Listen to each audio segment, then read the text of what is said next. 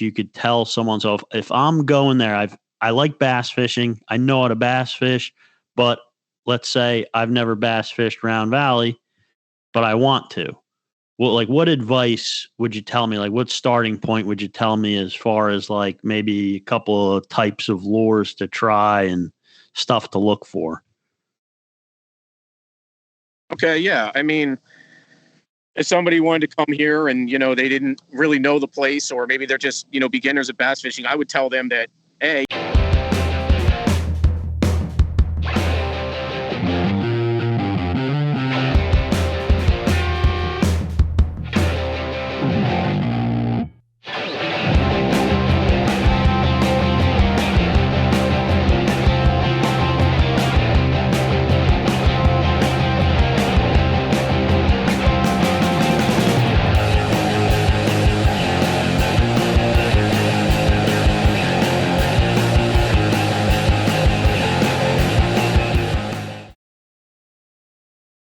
So Mike Herman, Yellow Dog Paddle, continue to do real good right now in hybrid striped bass.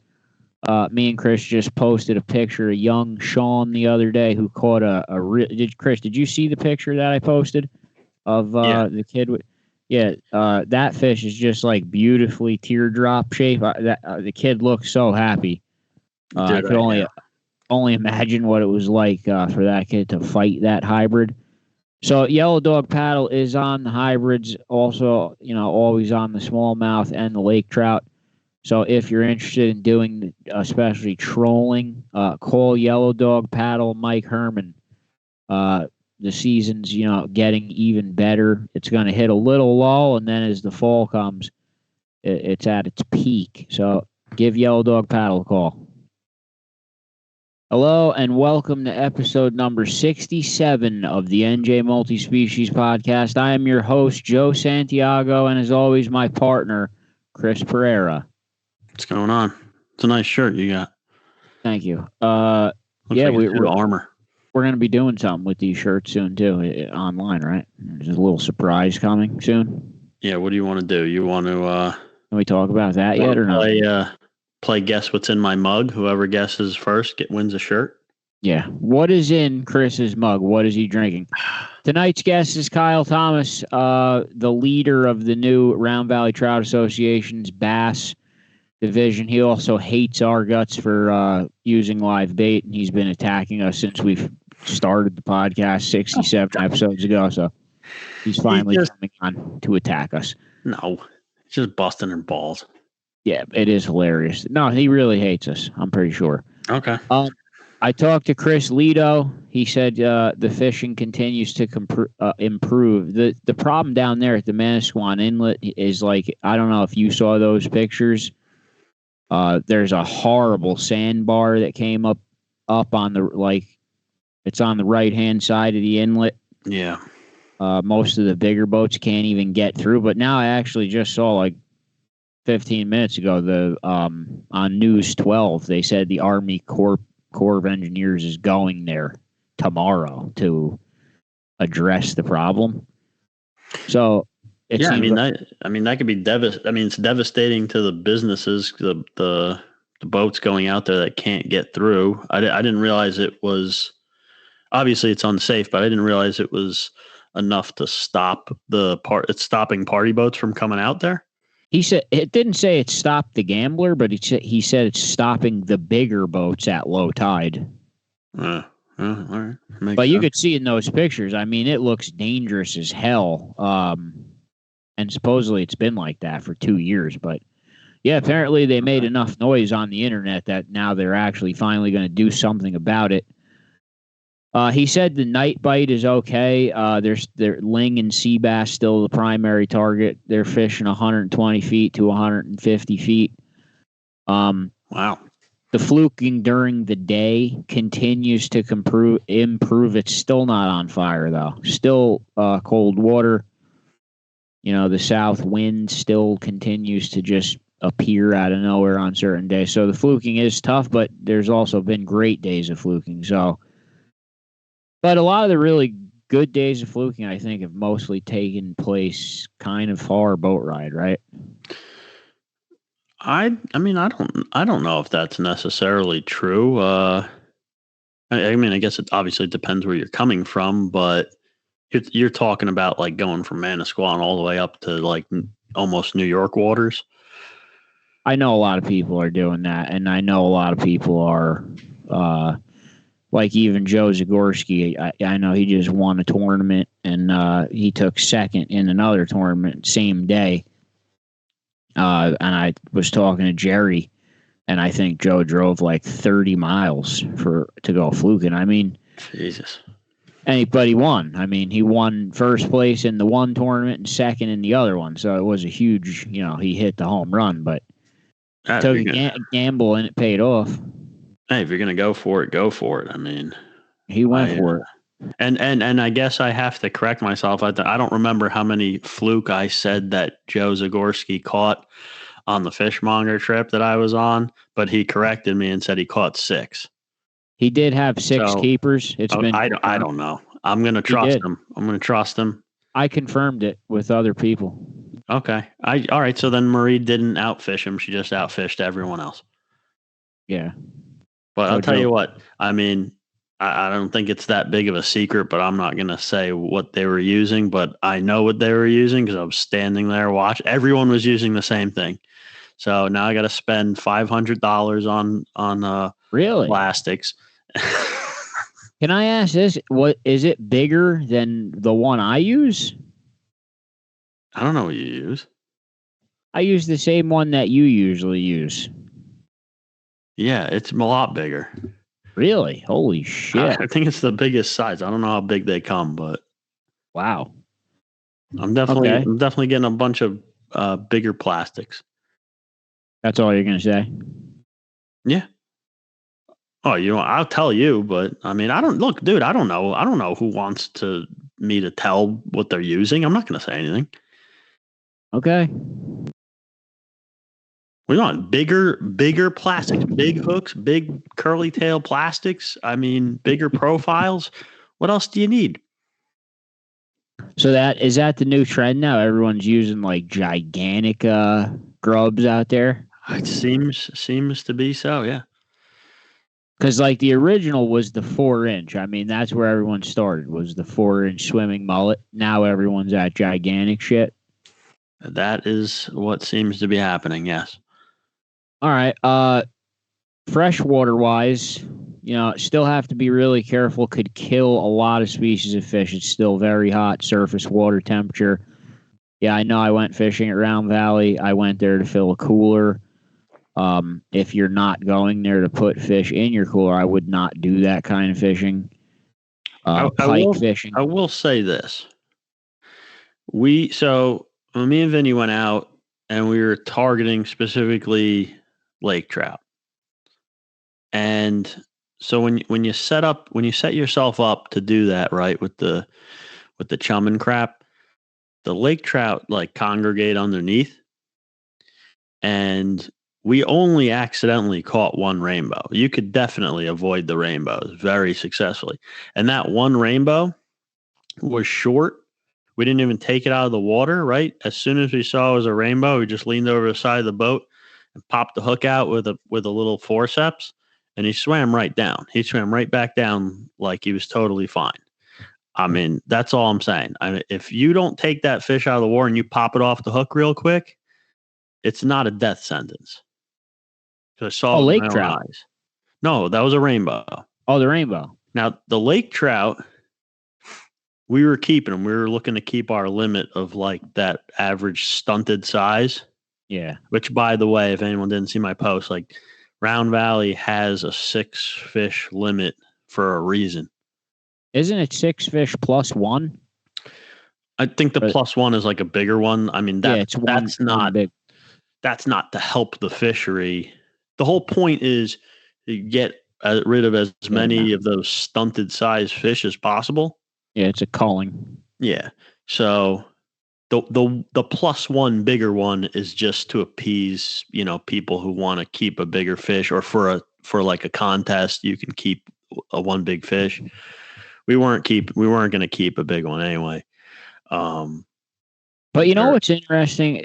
The lake trout, I mean, I think, actually, you could probably quote me on this. I believe it's the coldest freshwater species on the planet. I'm going to say that. If I'm wrong, you can go ahead. Again? I believe that the lake trout it lives in the coldest water of any freshwater species on the planet. I highly doubt that's true, but well, yeah, it might be of all the trout, something like that, whatever. I mean, you've got species up North Canada that we don't even have here that they would like die if they touched our water, even in the winter is too warm. I don't think. See, I think lake trout are like, they're looking for whatever their ideal temperature is. It's something ridiculously cold. Like it's cold. I will say, and like you hear it all the time, and it's always a lot of the guys, and it's the same thing about the way they fight. A lot of these guys are trolling for them. When you fight a lake trout, horizontally, like away from you, like straight, out, they don't fight that well. No, it's an up and down. When you fight them straight up and down, they'll fight just as hard as a smallmouth. Yeah. And people, the only fish that really, I mean, I'm not getting paid by the Lake Trout Association of America. Like, I've been doing it forever. Like, why would I be doing it? Well, even when you hook a lake trout, on live bait straight up and down, you get bulldogged all over the place too. I mean, they fight. I fight. They have it's got to have something to do with their air bladder and the way that they can change depth really quickly and swim vertically fast or whatever. They fight. I think I've told the story on here before. I'll hook a lake trout. I'll be hooking lake trout all day. And I'll hook one that I'm thinking is like an average size lake trout, and it ends up coming up as like a big 21, 22 inch smallmouth. Yeah. So an average size laker is fighting me vertically just as hard as like a trophy smallmouth. Well, the point I was trying to make with the lake trout, with this freezing water, every lake trout that I pulled up, because I don't keep them, I don't like them. I let them go. They swim off. No problem. The surface temperature is 82 degrees. You bring the lake trout up. You take the hook out. You put them back, and they're gone. It's the rainbow trout that are just like, they're just, I don't know what it is. It makes no sense to me. You'd think that the lake trout would have more trouble surviving it. No, especially like you're pulling the rainbow up from like usually a suspended depth. The laker. Some nights you pull the lake trout, you catch the lake trout, and you actually, like, when you touch it, you can't believe how cold the fish is. Like, did you feel that? Oh, yeah.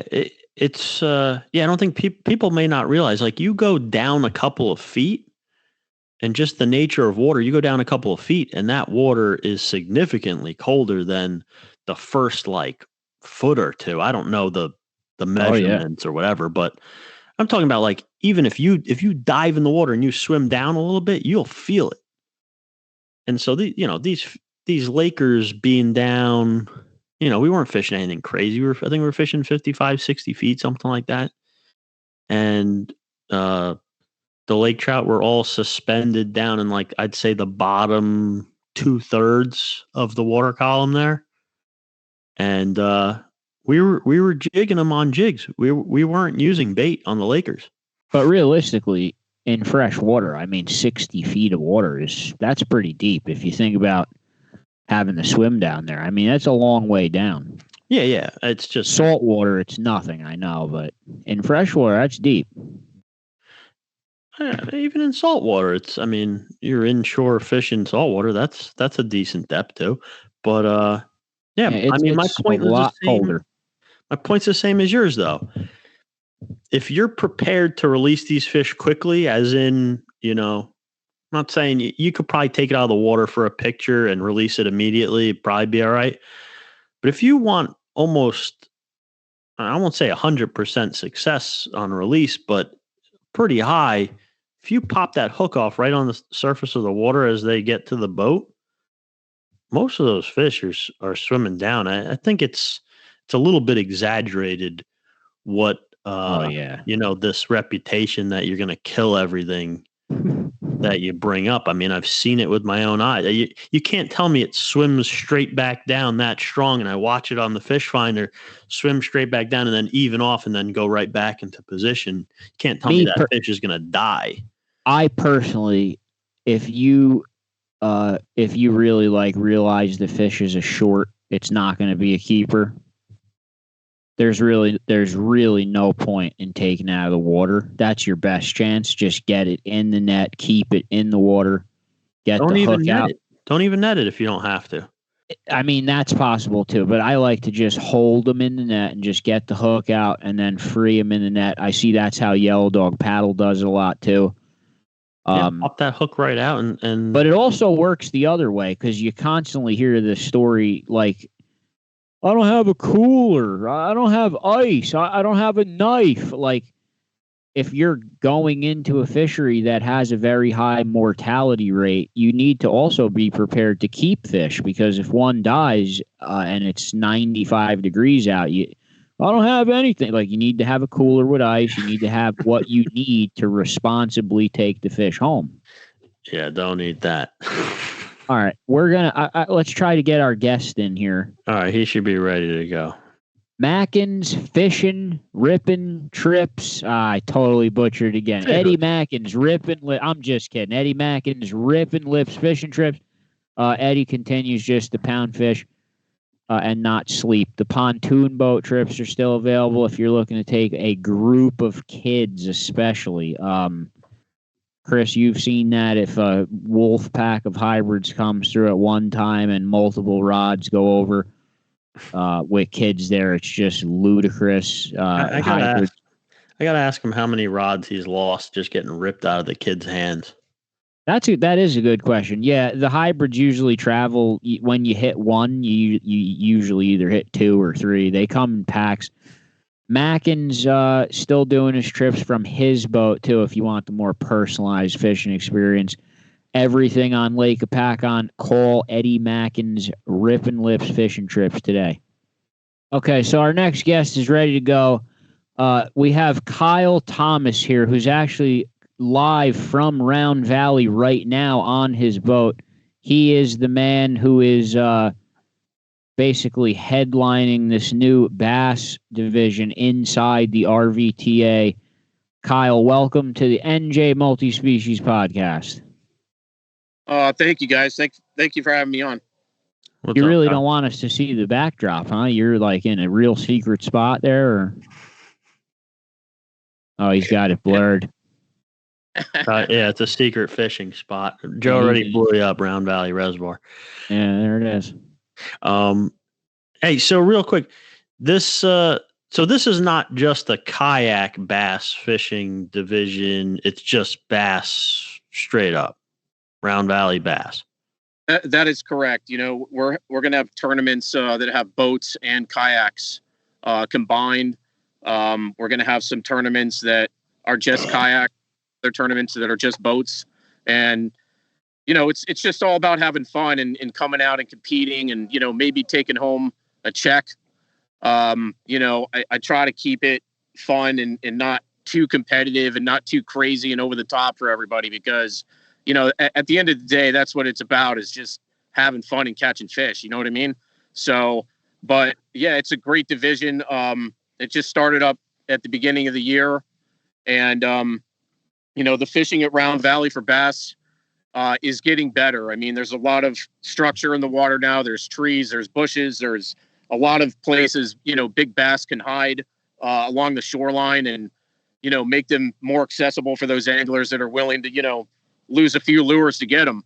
But, you know, it's really become a great fishery. And the Round Valley Trout Association obviously takes care of this place, you know, as well as anybody on the planet. So it's coming back in a big way, not only for bass, but, you know, for trout as well. So I just want to welcome anybody out here that wants to competitively fish for fun and, you know, have some camaraderie and meet some new friends. And that's really what it's about. So basically, I mean, if you don't like trolling and you don't like trout at all, you can still now join the RVTA and be just a member of this bass thing, like, and you don't have to do any of the trout shit, correct? That's correct. I mean, you can join the RVTA for, I think it's $25 a year. It's nothing. And, you know, then you have access to fish the bass tournaments, and you actually get a discount for the entry fee if you're a part of RVTA. So usually the entry fee for a member is $30, and for non-member it's $35. But if you want to trout fish, you can do that too. If you want to bass fish, you know, bass fish. And now you guys use the app Fishing Chaos to run these bass tournaments? Yeah, that's correct. And we go by inches. Yeah, we like inches here, especially Chris. Yeah, I love inches. Is there any plans of this possibly going to other bodies of water? Or is it going to be exclusive to Round Valley? We're going to fish other bodies too. To name a few, Merrill Creek, Spruce Run. We're looking at others, but it's not just going to be Round Valley all time. I get that gets boring and people don't want to fish the same lake all the time. So we're definitely going to get some other lakes in the mix. Keep in mind, it's the first year that this division was established. So we're still, feeling things out and trying to cater to people, especially the anglers on what kind of formats they want. The last event we had was a team format. So it was a 2-man kayak team against 2-man boat teams. And we had, I think, 11 teams show up, 22 anglers total. It was a great time. I mean, we had guys showing up in, 22-foot bass boats, and we had guys, fishing out of kayaks. So, and we all use the app Fishing Chaos. So it's a total inches of your 5 biggest aggregate bass. Yeah. You know what? I mean, obviously, if you're going to do the contests that the club runs, it's a no-brainer to join the club because you get that discount. But I just also want to throw out there, even if you only are thinking about fishing Round Valley a couple times a year, like I live close to it, I don't fish it that often, but it's still worth joining this club just because of everything they do for that lake. And like, as you mentioned, they've really helped bring it back. And with it now full back up, just for anyone that doesn't know, I don't know if we mentioned it before, but like the ramps are totally back to normal, or at least close enough where you can use them normally. All that water filled in the strut, like it's back. Is it fully back up officially, or is it just? I believe I'd have to take a look. I believe it's like 96 or 7% right now. So it's pretty much full pool. Yeah. So, and we've all, like, anyone who's looked into the past history catches here. So I think the state record smallmouth was from Round Valley, or is it still?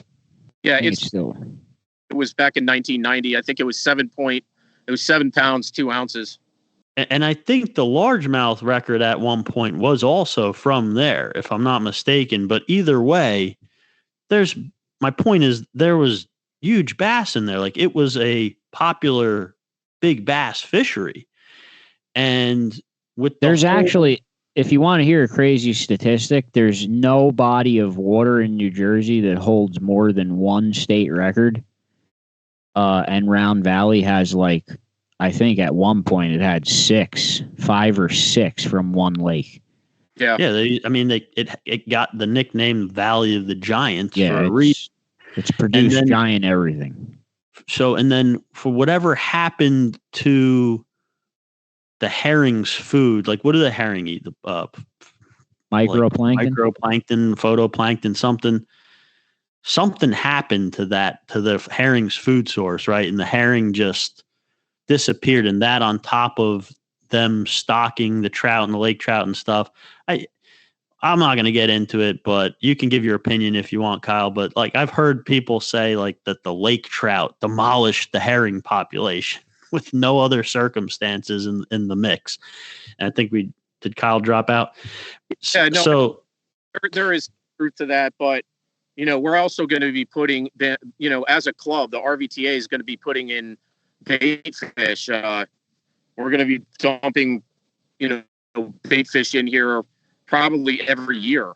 It costs money, obviously, that the club has to pay for and, work with the state. But, we're doing everything we can to get this place back to where it was. I mean, I think back in the 80s and 90s, it was really the heyday here, right? People were catching, 7-8 pound browns all the time and things like that. But I really believe that this place is on a real upswing in trajectory to get back to where that was, especially with the water being up. Now you got the bait fish coming in shallow and the predators follow. So I think with all the things RVTA are doing and the water volumes that we're seeing here, I think that it's just going to continue to get better here for any species. And if they could find a way to get herring back in there, thriving, spawning, and all that good stuff, I mean, they'd 100% bring that place all the way back to like its past glory. There's no doubt in my mind. Yeah. So what's interesting to me, right, is we've already seen some monster bass getting caught in there in the last month or so. So obviously, all those big fish that used to get caught years ago, like it's not like they all die. 'Cause you've seen stuff happen on other lakes too, where like this lake will be so good for whatever species, and then next thing you know, one season it just where'd all the big ones go? Where'd all the big ones go? It's more like they changed their behavior almost to a way that isn't conducive to like most guys won't be able to catch them consistently. That's the best way I could put it. I don't know what your thoughts are on that. When the water was down, they had no place to go. They were deep, right? And now those big fish they're still here. They've just come out of the deep water and they're, potentially hiding in trees and they're hiding in structure now. And I've seen, I'm not going to say anything further than this, but I, personally witnessed a giant bass get caught out of here just recently within the last 2 weeks. I'm not going to say any more information about it. I'm sure some people saw it on a Facebook post. There's guys in my kayak club that have caught, 22, almost 23-inch bass. They're here. They are definitely here. And there's probably bigger ones than that. So it's just a matter of, you got to put in the time and you got to, spend a lot of time on the water and you got to, chase these things and hope that all your. They were here the last couple of years. They didn't just appear magically out of nowhere. It's kind of like they're acting more like what people are used to bass acting like now almost. So they're more catchable, I guess. Yeah, no, I agree. Well, it basically opens up a new opportunity for the same price, because the RVTA is $25 to be a member of, and that entitles you to all the trout tournaments. You get $5 off each tournament, so it pays for itself. But now you have this bass thing included. So maybe you like both, maybe you like one or the other. Either way, $25 for the year. Like he said, they're going to put shiners in the lake. That's where the money comes from. It comes from the membership. They're trying to throw structure into the lake to give the bait fish somewhere to hide. That takes time and money. They stock fish. They stock giant brown trout, tons of rainbow trout. So it really is a great club. I mean, you can't sell it anymore. It's only $25. It's less than a quarter tank of gas for my truck, really, to join for the year. I don't know what else to say, Kyle. You got any other way to sell it? No, I mean, you guys said it all, and I explained, what it's all about. Again, it's a fun way to come out and compete. Let me ask you this just before we wind down and let you go. Are you going fishing, by the way, or are you coming from fishing? I'm on my boat right now fishing. Anything okay, biting? So we're just interrupting his fishing. All right, so last thing right now. Are you wearing a suffer for the fish shirt? Who's that? Oh, so his buddy's fishing. Has he caught anything? And you're like, why am I doing this? I want to go fishing. What's up, dude? Who's that guy? It's my buddy Tom. Are you wearing a suffer shirt? Me? No, I'm not right now. I don't have a suffer shirt. I only have. Yes, you have a sweatshirt. You have a sweatshirt. You're one of the first guys I saw out in the wild wearing one, unprompted. Did you wipe your ass and burn it after you find out that we like to use bobbers? I just like to give you guys shit. It's all in good fun. I know. I said all before right, you came on here, you were coming on here to just attack us, but we know that's not true. I appreciate what you guys do to promote the Round Valley Trout Association and the bass. It needs promoting because it's a great thing that we have going on out here. So I always appreciate your guys' support. Thank you very much for everything. And we appreciate yours. It goes both ways, man, for sure. Yeah, just remember, the more I bust your balls, the more I respect you. You know what I mean? So that's what I tried to tell Joe. He said you hated us. Joe, he sent me a text before he came on. He wants us to show him how to use the slip bobbers and the bait. Oh, he does? Okay. We'll show unless he just wants to lure us out there and give us a wedgie or something. He doesn't want us to let his friends know, though. Or take pictures.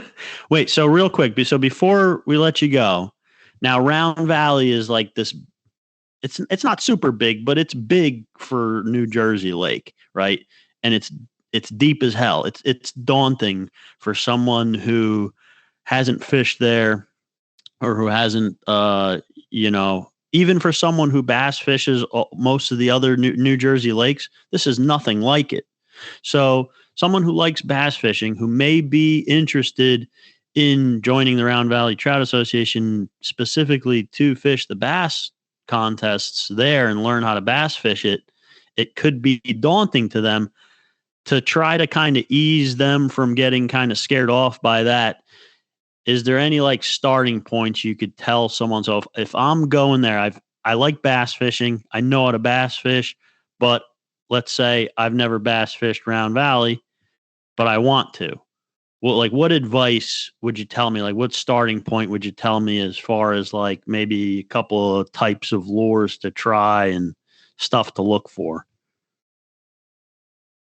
Okay, yeah. I mean, if somebody wanted to come here and, they didn't really know the place, or maybe they're just, beginners at bass fishing, I would tell them that, hey, you're going to need a fish finder. The place is huge. You're going to, you're just going to be casting into the abyss if you don't have some sort of electronics. That could be down imaging, 2D. It could be side imaging. You could go crazy and get live. That's even better. But, have a basic fish finder. Go find some fish in the depths, because let's face it, in the summer, they're either going to be, stuck up in like a deep tree somewhere, in the shade, or they're going to be deep. So, go look for those deeper fish, possibly throw a Ned. A Ned is basic. You don't really have to be too skilled to use it, and it catches fish. A Yamamoto Senko is always good. A swim bait like a Kitech or a paddle tail is always good.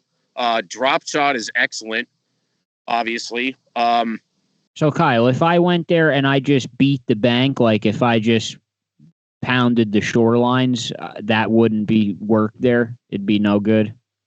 No, it could work, but I mean, at this time of year, if the sun's high, I mean, you really got to get back in that thick crap. You know what I mean? You got to be willing and knowing going in that you're probably going to lose a couple lures. But I mean, if you're throwing jigs against trees and you're, letting jigs fall over tree branches in 20 feet of water, I mean, you could hook up with a very nice fish. But then at the same time, you'll find some deep rocks somewhere, like maybe up by the dams. Find some deep rocks in like 20 or 25 feet of water. And, that's where you're going to find more of your smallmouth and stuff like that. And there's kind of like a unique, for anyone who doesn't know, Round Valley's water is like crystal clear, no exaggeration. I mean, you could see probably 30 feet down easily. And unless something's changed in the recent, I mean, it's still that clear, right? Yeah, it's the same. And right. So if you want to fish structure and the water's that clear, I mean, you kind of got to walk this line of like, if you go too light, you're going to end up losing something, breaking the fish off. If you go too heavy, you might spook the fish and make, what's your advice on that? What do you usually lean towards? Most of the time I have like a 10-pound fluorocarbon leader on most of my stuff when I fish here. I feel it's strong enough to not, get snapped, and it's, can make it through some of those branches without getting too beat up. If you're running a weedless lure or a jig with a skirt, with a weed guard or something. But, I'm not really like throwing heavy braid around. I like to keep the the line light, because like you said, it's clear water, and you don't want them seeing the line. So I feel like 10-pound fluoro for a leader round in this place is probably like the max I would go. Yeah. All right. Well, I live right on the side here. Like I could literally walk out of my door and throw a rock at your fucking head right now. So if you're ever going out there and you want to invite me onto your boat, I'd jump on and I'll bass fish. Dude, I am inviting you on the air to come on my boat. And you know what? Bring all your bobbers too, man. I don't give a shit. Bring. I don't. I love fishing on other people's boats and not having to move mine. That's my favorite thing to do. I gotta be honest. I'm not sure. I don't know. Maybe Joe has tried it or has some insight on it. But with the bait fish problem that they've had, I'm not sure that the slip bobbers with live bait would work that great there, if I'm being honest. What do you think, Joe? I think live bait works pretty much everywhere. Dude, you'd be surprised. You'd be surprised. I've done Round Valley. I've usually done better with shiners than herring, but not for bass. I mean, for lake trout, not bass. And I've never used slip bobbers at RV because it's too daunting. It's just too much. Look, say what you want about live bait. It's annoying as hell to use. Guys like to, you're using live bait. It's easy. It's not easy. I don't want to use it. It's a pain in the ass. It's annoying. Like I said to you before, but it's not like, dude, I'm telling you, if I hand a bucket of live bait and a handful of bobbers to most guys, they're not going to catch shit. They're going to catch a couple small fish here and there, whatever. It's not that simple. And the other day we had herring, and by the way, just on a side note, Dow's is having some serious problems with the bait, with the herring. I think you mentioned it last time. It's getting worse. They're like eating each other or something, right? Or like I don't know what's going on. But the only herring they had were like pretty big, like significant sized herring. And it didn't match the size of the herring where we were fishing. And it didn't work. It didn't work. No joke. Like we had to change up what we were doing. All right. This guy wants to fish before it gets dark. Kyle. He wants to fish in the dark there. Are you kidding me? Well, summertime night bass fishing? Yeah, you could leave and go meet up with him. Jump on there. Kyle, thank you so much for coming on. What did you say? Really fun to go down right now, so I don't mind hanging on. All right. See, he's waiting for the sun to go down. He wants to night bass fish it. He just burned. And so do I. There'll be 30 boats there now by 9:30. Kyle, thank you so much for coming on, taking the time. I hope that you guys do get more members from this and this bass thing is successful. Yeah, thank you guys again for all your support. I really do appreciate it. And I like all the Mayhem guys. I think you guys are kind of nuts, but I'm nuts too. So everyone's got to be a little bit nuts. Thank you. Take care, dude. Guys. As usual, njfishing.com, New Jersey's #1 fishing resource for over 27 years in New Jersey for both freshwater and saltwater. It has all the recommendations of the good party boats and good charter boats. Also gives you access to the archive and the message boards. All you have to do is email Jerry, and he gives you a username. It's all free. It's where people like me and Chris met each other. So njfishing.com. Definitely check it out. And are we dropping the secret surprise news or a hint or no? I don't know if we're allowed to drop that yet. I don't know. All right. It remains a secret. Yeah, it's a secret. There is a big njfishing.com secret, but we're not saying it yet. Yeah, man. Look, I wouldn't trust anyone that wasn't a little nuts, would you? No. Right? Obviously have to be nuts to be doing this bullshit. Everyone else is just golfing or playing pickleball and just relaxing. No. I mean, look, and to his point, like he thanked us for the support and everything. And like I said, it goes both ways. And that goes out just for anyone listening. You got like a nonprofit club fishing. You want to do like a fishing thing for kids, whatever it is, send us a message or something.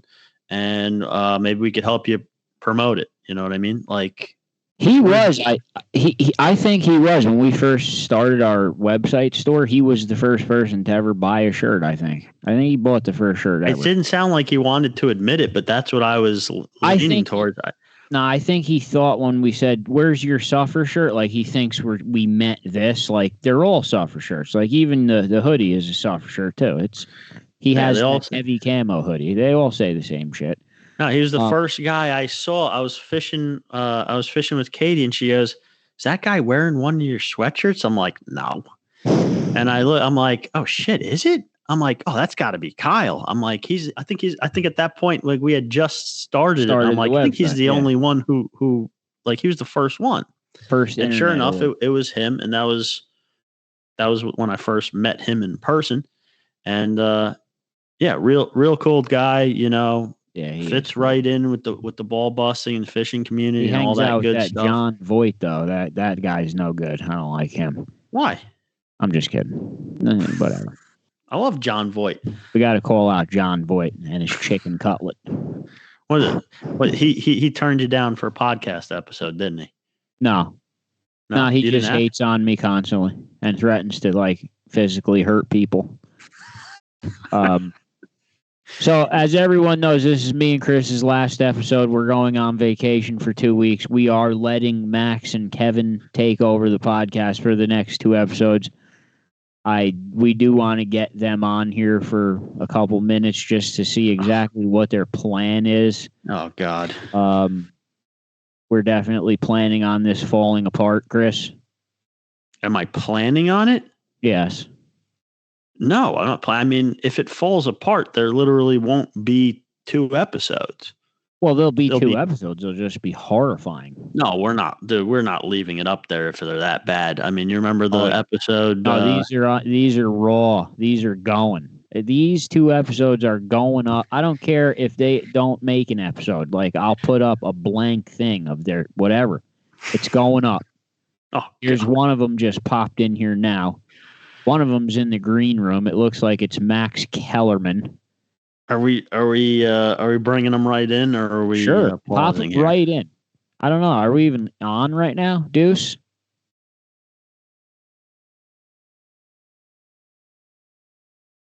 Are me and Chris on? All right. So Max is in the green room. We could see him. You guys can't see him. He looks handsome. Yeah. Nobody could see that, Max. Dude, you're playing with your mustache. Nobody can even see it yet. Can you just wait? Jesus Where's Christ. Your co-host, Max? Oh, there he is. Now we can see you. You want to touch your mustache like a little... Max, where's your co-host? MIA. Leaving me hanging. We're just curious, Max. What are your plans for our vacation? You have 2 podcast episodes to do. You look a little nervous and nauseous also. What are your plans for that? You guys have created in one swift motion. What?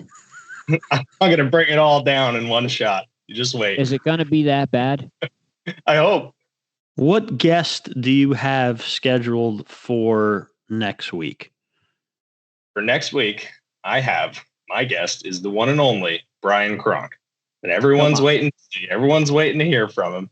You got Kronk? Now, before wait a me? second. That's bullshit, dude. I have to get Kronk. Joe. Hell no. Fine. Wow.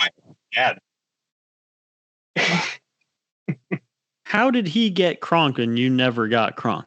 I thought Kronk was on a digital detox and he wasn't allowed to use any electronic devices. Oh, you gotta be nice. I don't know. Oh, shit. You let him rub lip glue on your mustache, didn't you? I never asked him. I should have asked him.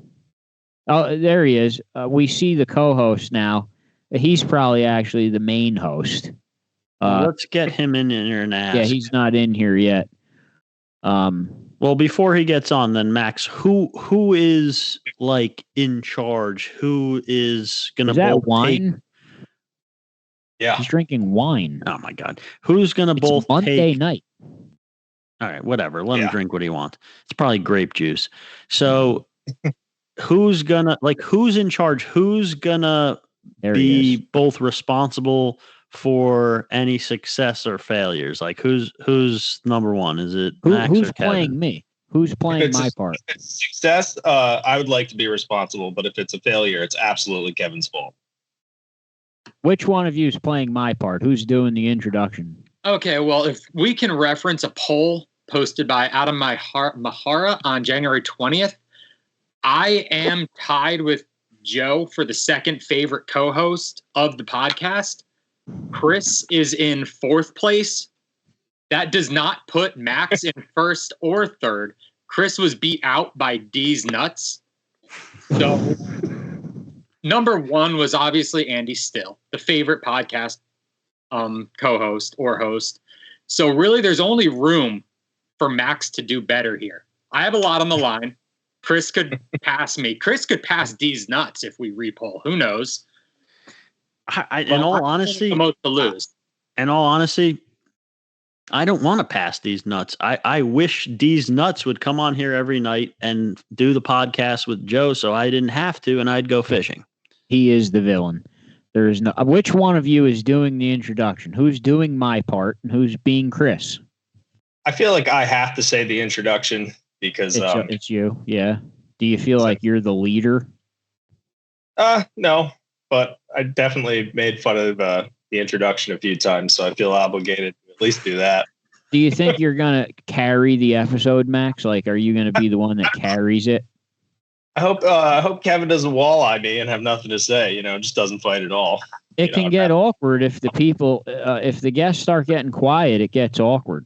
It could get real silent real fast.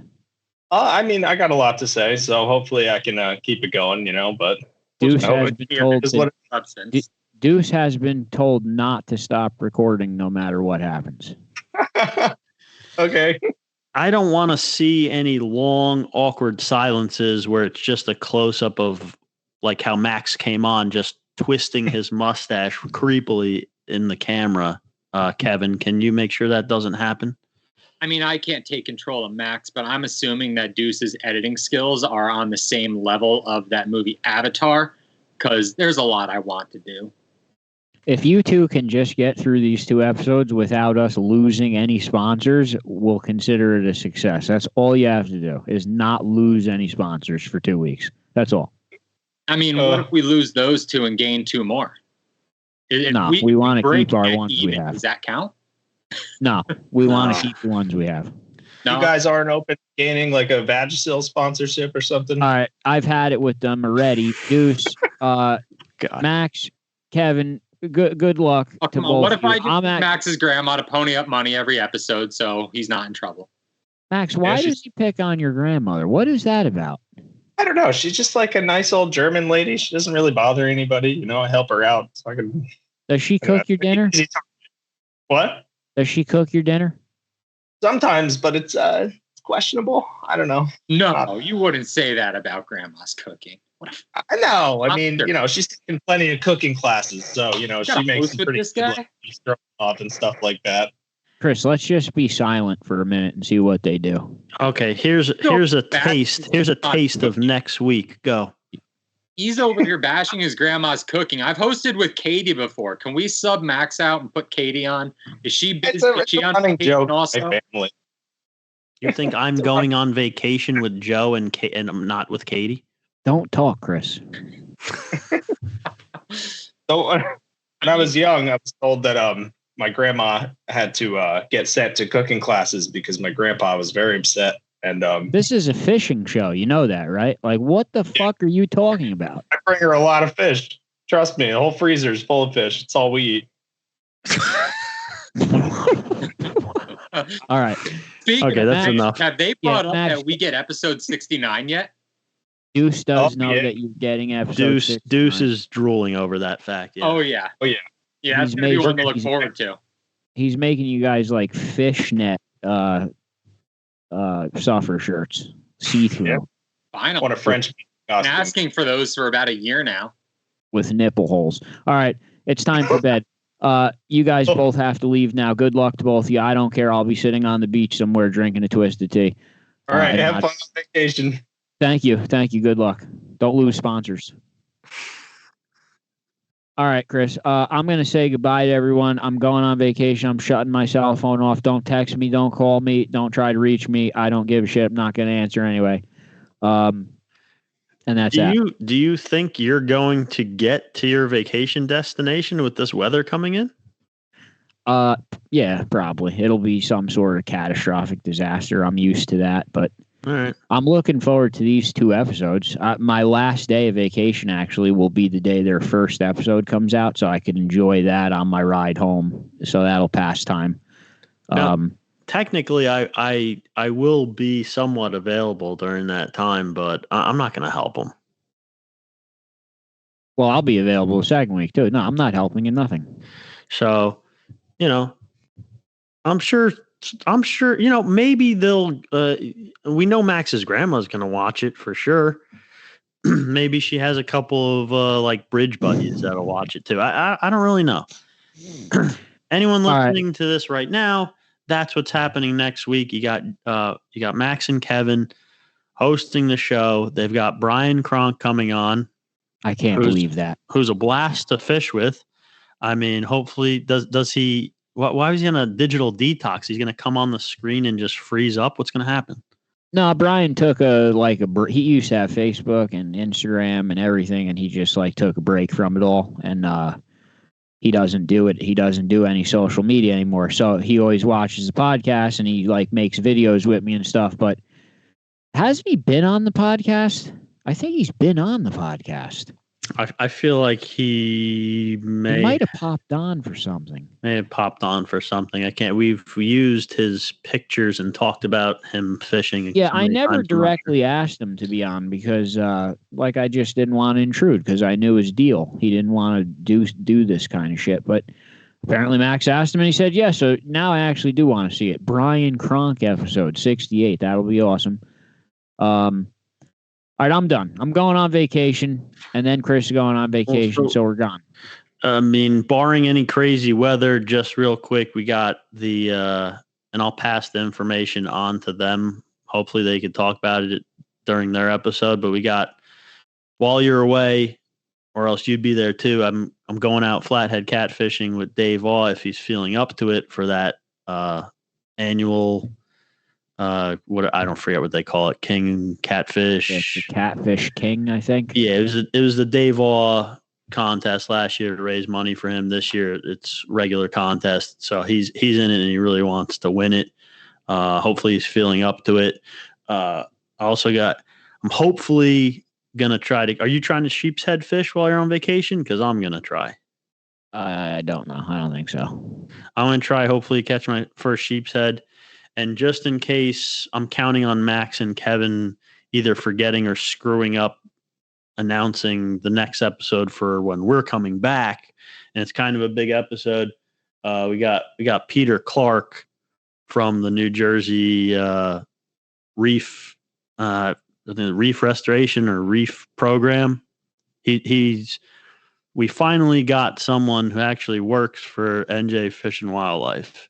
Yeah, which we've been trying to do for a long time, and we've had to fill out tons of paperwork, and we finally have somebody from NJ Fishing Law. Yeah, it finally worked, so we'll make sure we get a post up for any questions or comments or things you want us to bring up specifically when we're talking to him about New Jersey's reef program.